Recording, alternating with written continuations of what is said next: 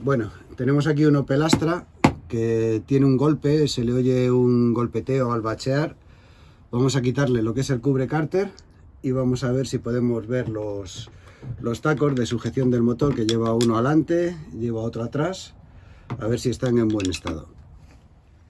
Bueno, hemos soltado el cubre cárter de uno de los laterales para poder descubrir lo que es la parte del taco. Y hemos visto que el taco delantero de aquí del motor está rajado, no hace su función. Si veis ahí, si os fijáis, se abre, cuando yo fuerzo se abre toda la goma y está súper blandito. Esto al bachear pues es lo que produce el golpeteo. Bueno, ya que estamos revisando los tacos, vamos a revisar también el taco superior, va debajo de la carcasa del filtro del aire. La vamos a quitar, esto es muy sencillito. Lleva simplemente un tornillo aquí de sujeción, soltamos las abrazaderas, el cable del caudalímetro y echamos fuera todo el cuerpo y ya vamos a descubrir el taco. Ya hemos quitado la carcasa del filtro del aire, que es la que venía aquí encima. Este es el taco del lateral. Vamos a soltarle de los tornillos para poderle comprobar fuera, porque no se llega a ver bien. Parece que sí está roto también, pero no se llega a apreciar. Le soltamos de los tornillos y le echamos fuera.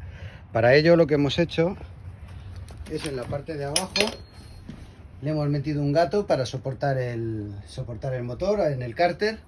Tiene un gato puesto para que no se nos vaya abajo al soltarlo. Ya le hemos quitado los tornillos al taco, ¿vale? No tenemos que extraerlo hacia arriba. Y vamos a verle, evidentemente está el taco roto también. Se puede apreciar ahí cómo se abren las rajas. Está reventado. Bueno, pues ya hemos encontrado los motivos de por qué golpea al bachear este coche. En un principio sería el taco este lateral. Habría que cambiarle también el taco de abajo que he enseñado antes, y con ello se quedaría solucionado. Ya tenemos el filtro montado de nuevo, vamos a volver a montar el cubre cárter. Pedimos los tacos y se cambian para hacer la prueba. Una vez que tengan los tacos cambiados, volveremos a hacer otro vídeo para ver si se ha solucionado el problema.